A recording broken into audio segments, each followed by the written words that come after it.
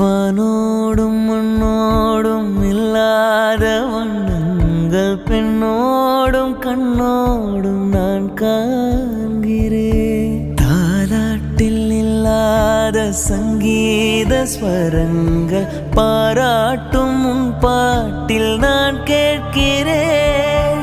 மழைத்துளி என்னதவும் தான் செய்ததோ, மலர் கொண்ட மார்போடு தொட்டாடுதே.